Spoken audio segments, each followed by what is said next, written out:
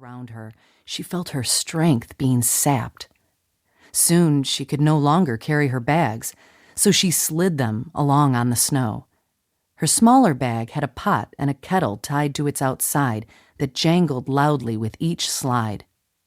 Gladys had been stumbling along for about an hour when she realized that the orange glow of cannon fire was no longer on the horizon. Even though she'd been at the front line, the thought of people being nearby had been strangely comforting.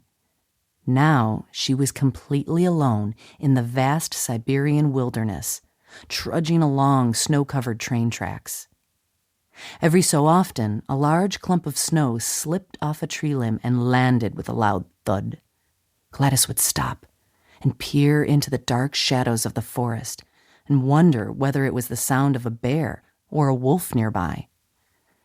Such animals were out there, and a lone woman in the forest at night was easy prey for them. Gladys began wondering whether she would actually make it back to Chita, or whether the bitter cold or a wild beast would claim her life first. But she had to make it back. She had things to do in China. God had called her there. Surely he wouldn't let her die in the snow in a Siberian forest. Slowly, Gladys shuffled on up the tracks. The hours folded one into another. Her feet became numb, and she began dragging and sliding them along, just as she did her 2 suitcases. But stubborn as she was, Gladys finally had to admit she was totally exhausted. What should she do? If she stopped, she could make herself some hot coffee and eat a stale cookie. But would she be able to go on after that?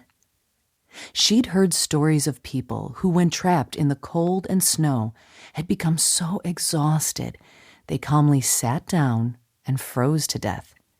Gladys was scared of that happening to her, yet she knew that if she kept going, in the end she would fall face down in the snow. Then, with nothing warm in her stomach, she would not have the energy to get up again. Finally, she could no longer resist the lure of a stale cookie and hot cup of coffee. She scooped away the snow until she felt one of the wooden railroad ties beneath it. With both hands, she took her small spirit stove from her bag, set it down on the tie, and tried to light it. Her fingers were so thick and numb that it took her 4 fumbled attempts before a yellow-blue flame finally began to glow from the stove. Gladys placed some snow into the kettle and set the kettle on the stove to melt and boil the snow. With a cookie and hot coffee inside her, Gladys felt even more tired, but she dared not sleep in this frozen wasteland. In the end, though, she gave in, but she promised herself that she would sleep for only a little while. She arranged her suitcases around herself and pulled the top of her fur coat up over her head. Then she rolled up into a ball and fell asleep. Chapter 2. Not Good Enough to be a Missionary. Her worst nightmare had come true. Gladys sat in a straight-back chair while the director of the China Inland Missionary Society's training school in London droned on. By now, she was hardly listening to what he had to say. All that needed to be said had already been said. Gladys was no longer welcome to continue her studies.